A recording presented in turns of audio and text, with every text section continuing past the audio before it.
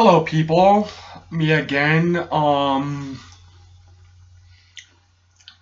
Had a bit of a rough day, so I'm not doing an official gaming video. But circumstances of today have led me to start this new playlist, and that is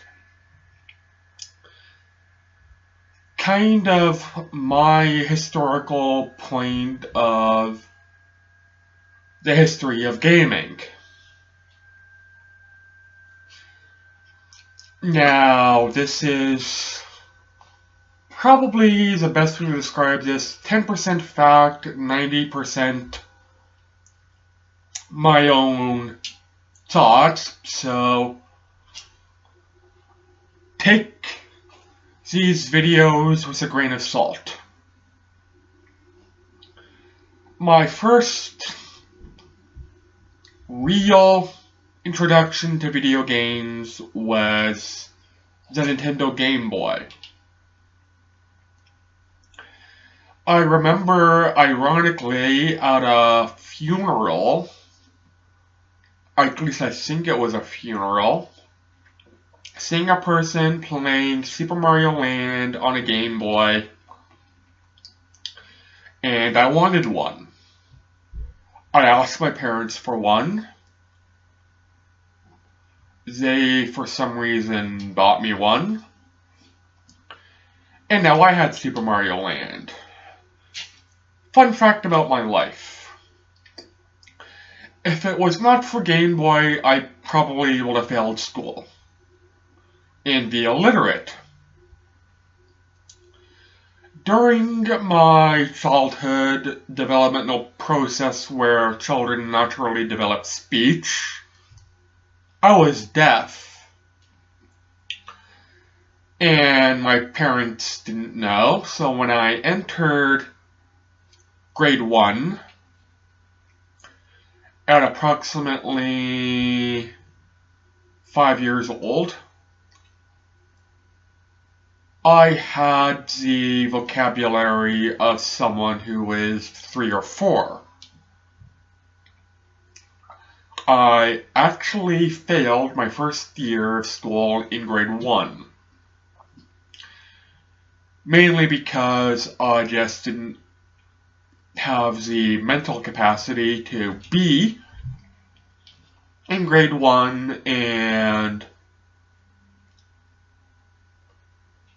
well, long story short, I was put into a strict religious Seventh-day Adventist school, and that had worked against me. I failed almost everything in grade 1, save for math, from what I remember. I failed reading. I received my Game Boy on July 30th, approximately 1988. Maybe 1989.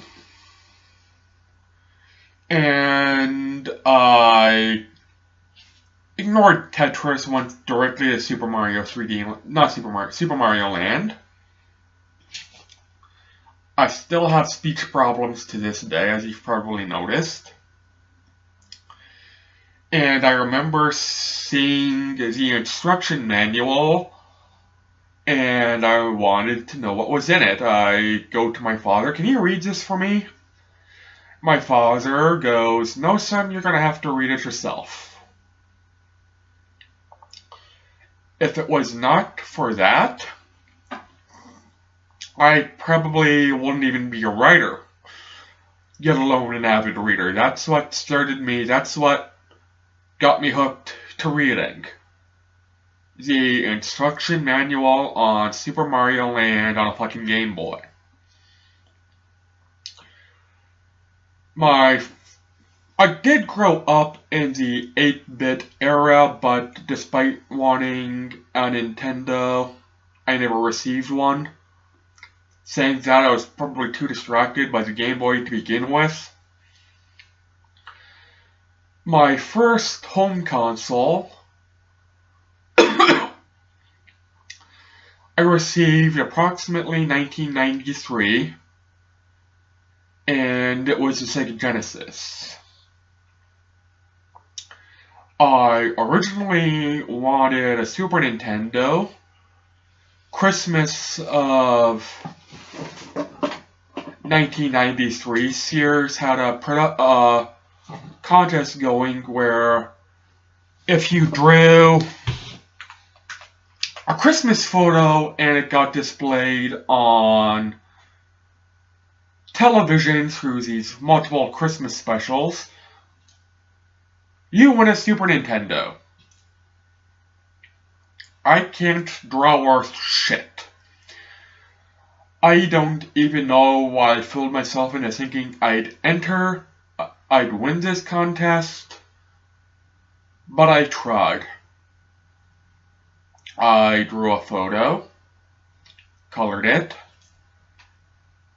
threw it away, drew another photo, and eventually sent in my photo to Sears, and it actually, from what I remember, was a decent photo, or not a decent photo, a decent drawing. I didn't win. For some reason, my, at this point, 9-year-old mind didn't know that it was Sears who rejected me. I thought Nintendo rejected me, so I went, okay, let's switch to Sega. I received the Genesis, and that's where my introduction to home consoles went. That's not what I'm going to talk about right now, because, well, the circumstances of today have led me to the next generation, and that was when home consoles jumped from 2D to 3D. During this time, Sega had no idea what it was doing. The kind of official start from 2D to 3D happened with the Sega 32X. The 32X should have been its own console if Sega was smart, but Sega didn't want to give up the Genesis. So they released the 32X and you plugged it into your Genesis. Everybody in my school wanted one. I don't think anybody in my school got one. And the 32X was ultimately somewhat of a failure. Sega should have realized what they were doing, and moved on. Nintendo made a mistake with the Virtual Boy. They moved on, and they became successful. Sega made a mistake with the 32X, and did not learn from it. They released the Sega CD, which honestly was shocking why it was not its own console. It should have been, but it still required you to hook up the Sega Genesis with it. This is when I kinda went, okay, Sega, I'm done. It required a lot of space. It frankly should have been, it was a size of a console back in those days. If anything, technically, it was twice the size of the consoles back in those days, because it had a section to the left where you had to put in your Sega Genesis, plug in your Sega Genesis, plug in your Sega CD. If you had a 32X, you had to plug that in too. And these, well, that seems more like an inconvenience. Back in those days, the consoles had plugs where the prongs were connected to a box about that wide, by that long, by that high.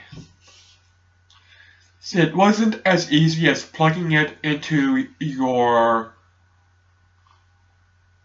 bar because it took up a hell of a lot of space. Sega at this point in time needed a miracle to be relevant and succeed. Myself as a Sega fanboy even realized that Sega needed a miracle to succeed. This is where I get my history a bit confused. But Sega eventually did learn from their mistake and released a console. I think it was the Sega Saturn. And Sega fucked up royally to begin with. They announced the release of the Sega Saturn as being available before they sent it off to retailers. So when the Sega Saturn was announced as available, everybody went to the store to buy the console, and the store kinda went, "We have none in stock. We've never even heard of the Sega Saturn." Toys R Us, which back then was kind of the biggest seller of consoles, actually got so fed up with it that they refused to sell the Sega Saturn. And people were pissed.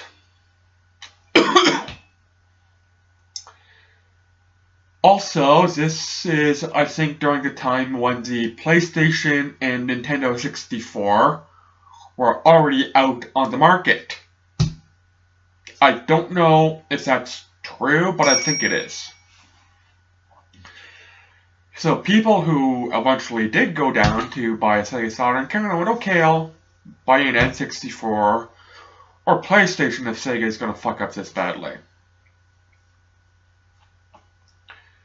The jump from Super Nintendo and Sega Genesis to PlayStation and N64 was a major jump in the gaming industry, and it was fucking ugly. The Atari Jaguar was a joke. In fact, I'm not even going to mention the Atari Jaguar, it failed out badly. What the joke was Sony PlayStation trying to release a console. Those older than me thought the PlayStation was going to succeed. Those of my generation thought the PlayStation was going to be a failure. Those younger than my generation had no bias. The N64 was 64 bits. The PlayStation was a measly 32. The 16-bit generation was all about how many bits a console had. So the more bits you had, the better the console. This was a mistake. Bits were irrelevant during the jump from 2D to 3D, and we honestly didn't know better.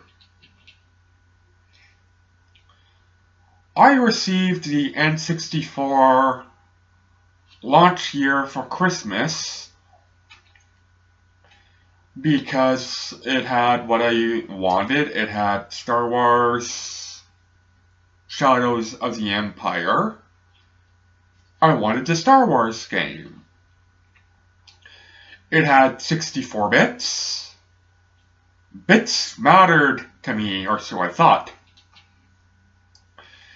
The controller had an analog stick. The PlayStation had a measly D-pad. I was fascinated by that analog stick. Everybody in my school thought the N64 was great. Those who rented a PlayStation from Blockbuster rented Crash Bandicoot. I can only think of one person, and he said it was a terrible game. Super Mario 64 was far superior. Super Mario 64 is an overrated game. I enjoyed it back in the day, at first, but then I got tired of it and I don't even think I ever owned it. The PlayStation, I've never played Crash Bandicoot, but it was, well, I'd probably enjoy it more than Super Mario 64. It was a 3D game that was linear. I'm used to platformers being linear.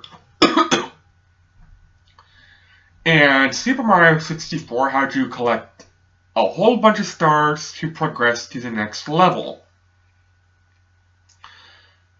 Crash Bandicoot had you collect crystals and jump on boxes, but you ultimately didn't have to play the level over and over and over again just to progress to the next level. PlayStation almost failed when they said only 3D games. PlayStation's ultimate success was that when they realized, hey, 2D games are still relevant. And that's ultimately what led them to succeed. They still had 2D games, and they adapted. They released a controller that had 2 analog sticks. Blew my fucking mind. And it was CD-based. I should have known better back then. CDs were the waves of the future, and me and the people in my classroom and the few people of my generation that I knew back then were for some reason dedicated to cartridges. CDs are for computers, cartridges are for home consoles. This is what ultimately also made PlayStation a success. PlayStation, you could cram more digital info into a CD and still make it affordable. A cart was limited to begin with. And yeah, while it had more bits, the graphics were ugly, but they were in 64-bit. There were a few games that had voice acting. The only one I can think of is Resident Evil 2. And it did not, well, I shouldn't say Resident Evil 2, Star Fox 64, I'll give it that. Cutscenes were limited. Mortal Kombat Mythologies Sub-Zero, despite being a terrible game, is a prime example of why PlayStation failed and N64 barely survived. The cutscenes in the PlayStation version were full-motion actors and had voice acting. N64, comic book style. The N64 did survive, but the cost was a lot. Mega Man went to PlayStation primarily because Capcom, who makes Mega Man, said to PlayStation, "We want to make 2D games." PlayStation originally said 3D only. And Capcom went, "Well, if we have to make 3D only, we will not release Resident Evil on your console." And Sony went, "Fine, make 2D Mega Man." 2D games on the PlayStation aged beautifully. The 3D games were impressive at the time, but compared to today's standards, fucking ugly. Not only did Nintendo lose Mega Man, which has always been a Nintendo franchise, they lost Square, which makes Final Fantasy. Square had reasons to go to PlayStation. They had CDs. CDs could pack in more information. You can make a bigger game! And ultimately, if you're making a JRPG, you're gonna be making a big game. And while the Super Nintendo was the JRPG console,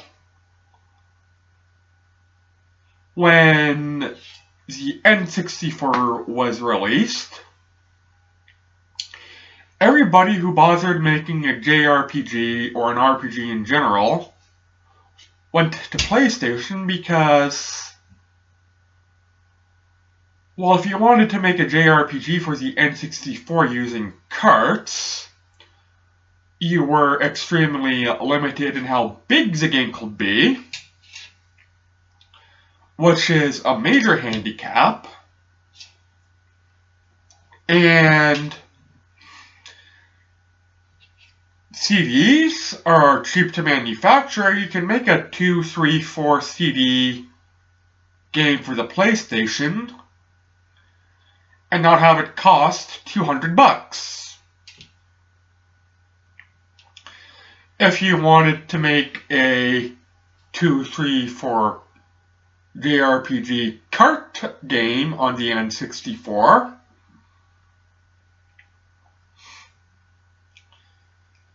it would have been expensive, and it would have taken up a lot of space. So, while Nintendo used to be the JRPG console, it no longer was. PlayStation took that over, and when Final Fantasy VII was inevitably released, those who bought the N64 hoping it will have JRPGs went, "Holy shit, Final Fantasy's on PlayStation!" and immediately bought a PlayStation. I can only think of one JRPG on the N64, and that's Quest 64. It sucked. It was not a good game. The Game Boy, surprisingly, was still relevant at this point in time. And Pokemon came along, and now everybody bought Pokemon for Nintendo and PlayStation for Final Fantasy.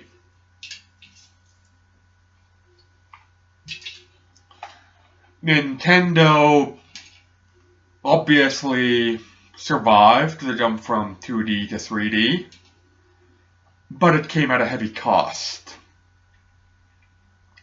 They lost Mega Man, they lost Capcom, they lost Square, they lost Final Fantasy, and they were no longer the RPG console. PlayStation was the RPG console. People moved on.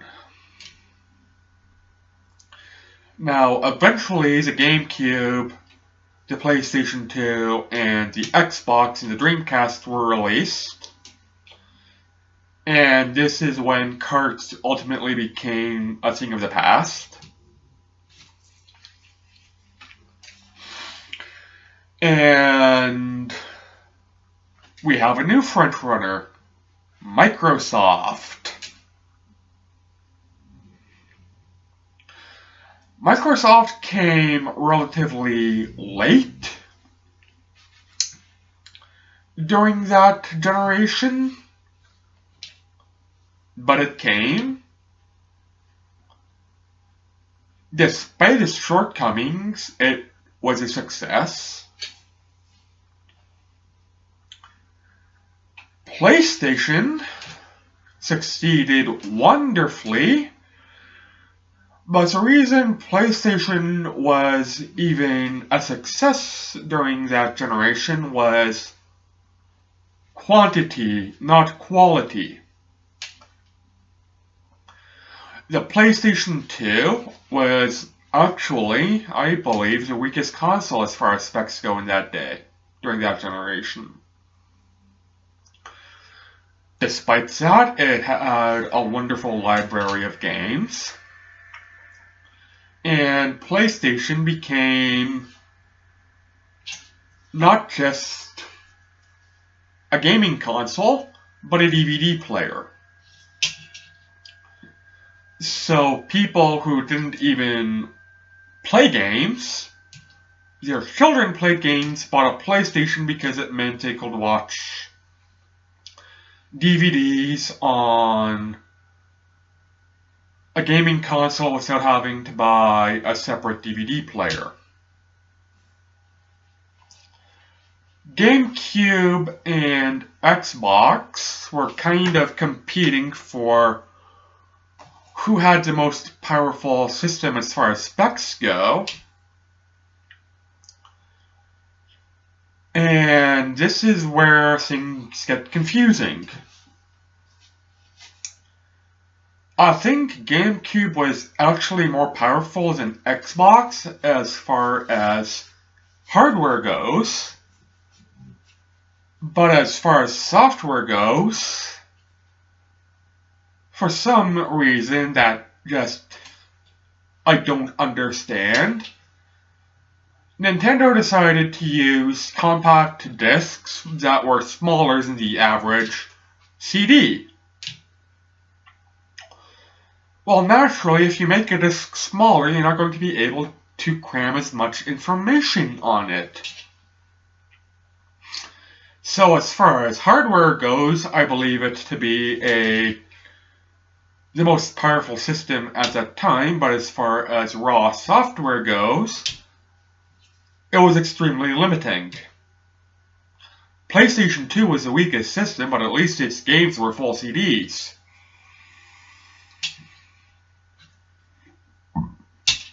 Microsoft comes on the market relatively late, and people were excited over it, but reason Microsoft became a success was ultimately because of games like Halo.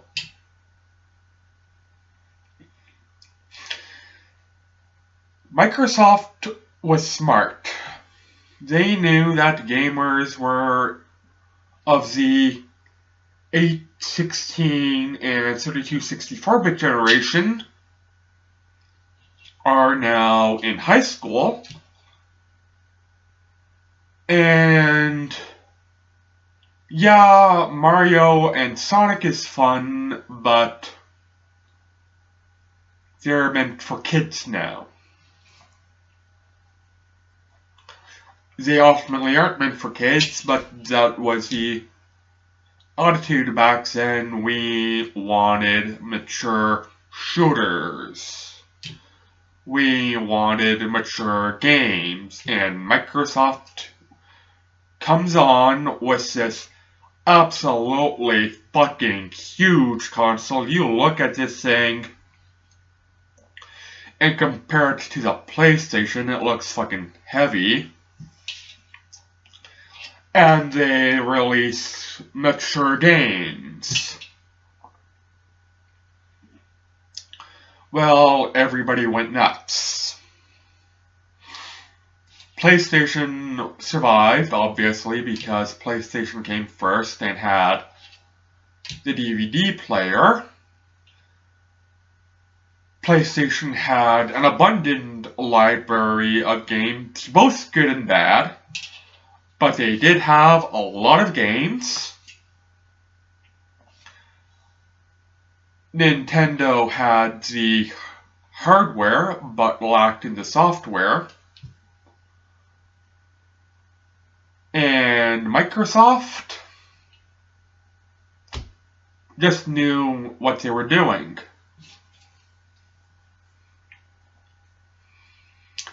I'm not going to talk about the PlayStation 3 and 360 generation at this moment because, well, that generation is kind of still relevant nowadays. I use my PlayStation 3. I haven't even touched my PlayStation 4 because I am demanding I get a 6TB hard drive for it. And I'm slowly joining the PC Master Race. The casualty of this is ultimately Sega. Who the fuck nowadays remembers the importance and the relevance of Sega?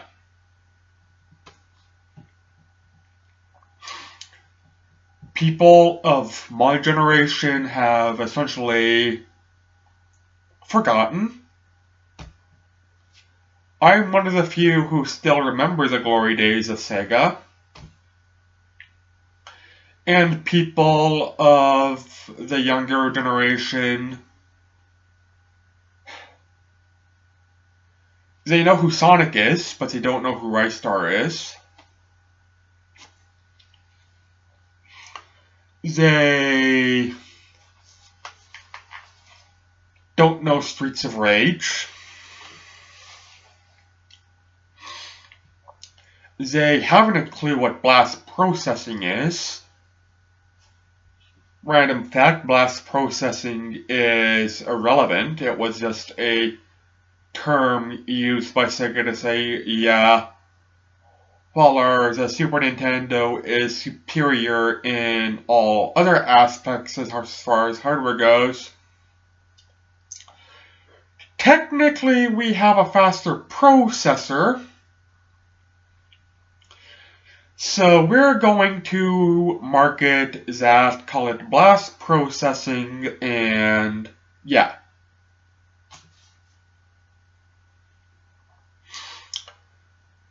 Sega failed, and became a shadow of its former self.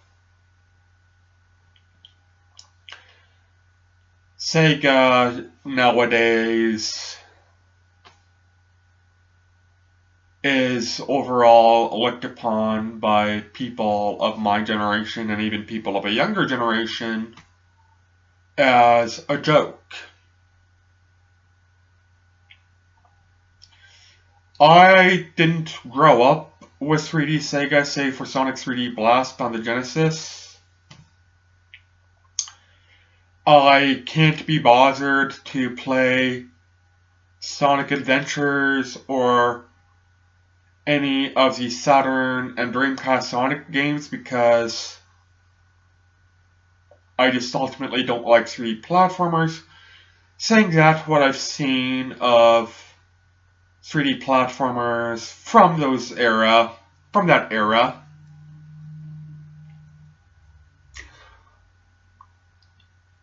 I'd actually probably kind of like them because they were at very least linear. When Sonic was released on the GameCube, it was a sad day indeed, because it meant that Sega, one of the titans of the 16-bit era, no longer believed in itself. And while even gamers of that age no longer believed in Sega, a few did, don't get me wrong. But when the Saturn released, I don't remember anybody owning a Sega Saturn. I think it was a superior console, but it was far ahead of its time. I don't remember Sega Saturn games being available to rent at Blockbuster. And the Dreamcast I didn't even really know existed. I knew what it was, but I never truly acknowledged it. It's only when I speak to people nowadays when I realize, oh yeah, Sega Dreamcast. People I talked to who owned a Sega Dreamcast claim it's one of their most favorite consoles. I didn't know any of them back then. It was depressing. And now Sonic's being released on GameCube? That's like a Ku Klux Klan member going to a black church and saying, yeah, I was wrong. Ultimately not that bad and not that big a deal. That was a terrible analogy because there was no racism involved, but it was huge. Sega and Nintendo were ultimately mortal enemies. You were either Sonic or Mario. Back when I was a kid. And when Sonic got mixed with Mario, it was a sad day indeed.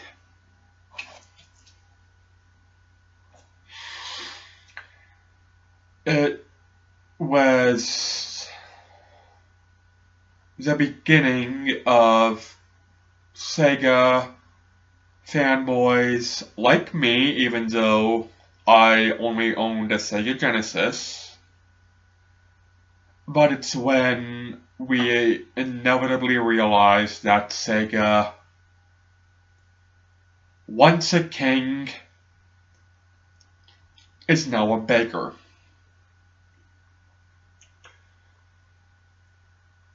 Sega is now available, or Sonic anyways, is now available on Nintendo platforms primarily.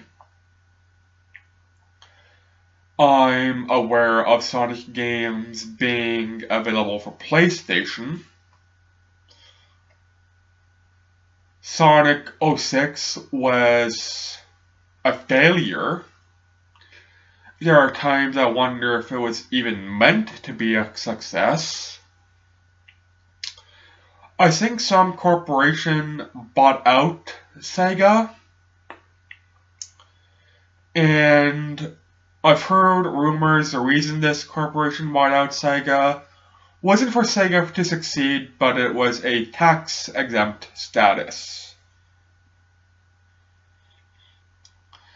And when the anniversary of Sonic came along and they wanted to release Sonic 06, not Sega, the corporation that owned Sega, I think, said to them, well, we're going to put an extremely limited time frame for you, and even at the end of the day, if the game's not ready, well, fuck you, you're gonna have to release it. Sega, I honestly believe, feel ashamed for Sonic 06, but they released it anyways. Sonic Generations was a success because it went back to the glory days of Sonic and included the glory days of the Dreamcast and Saturn when Sonic became 3D. People who bought Generations, enjoyed Generations, they say it's one of the best Sonic games ever released in this short generation. But frankly, who the fuck remembers Sonic nowadays? And while it was a success critically,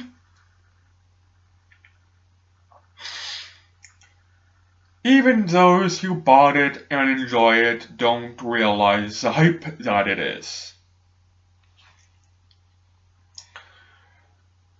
On a side note, for reasons I'm unsure, Sega bought the Alien franchise. I don't know why.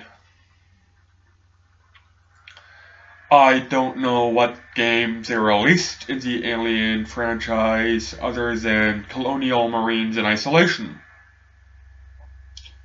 The Alien games started off shooting themselves in the foot because they focused on Alien 3 during the 18-16-bit generation, and Alien 3 is a bastard child of the Alien trilogy.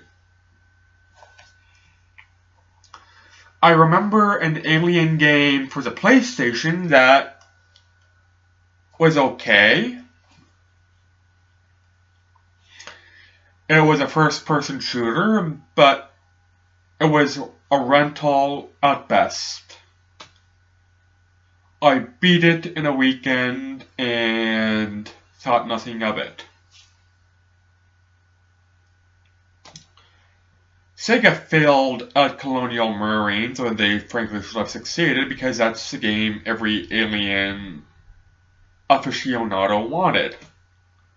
They wanted to be a Colonial Marine with some big-ass guns, big-ass weapons, mowing down a bunch of aliens with their mouths sticking out, stepping on face huggers, squishing them like bugs, and defeating the alien queen.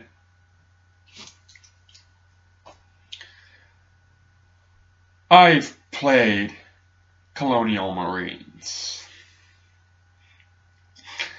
It's not as bad as people claim it to be, but in some factors, it may even be worse. the AI is terrible, and while the game I played had the occasional glitch, it was multiple years after the original game, and chances are it came included with the patches, and even with the patches, it was a broken game. Saying that, Sega realized that, okay, Colonial Marines was a failure. Chances are, if we release another game similar to Colonial Marines, no one's going to trust it. They released Alien Isolation, which is the only Alien series game on console I'm aware of. That is not actually just good, it's fucking great.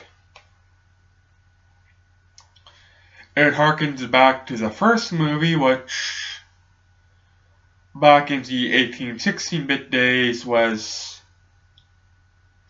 potentially impossible to make a video game out of. But in the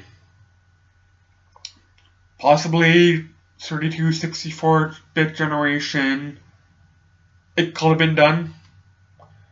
Survival horror became a thing back then. Survival horror became popular back then. And if you're going to make an Alien game off of the first Alien movie, survival horror is the way to go. And Sega made Alien a survival horror game, made it Alien Isolation, and great job, Sega!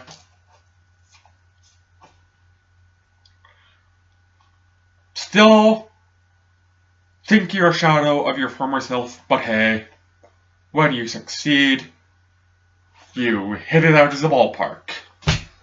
Anyways, I've rambled for close to 50 minutes. Take care, everyone. Bye.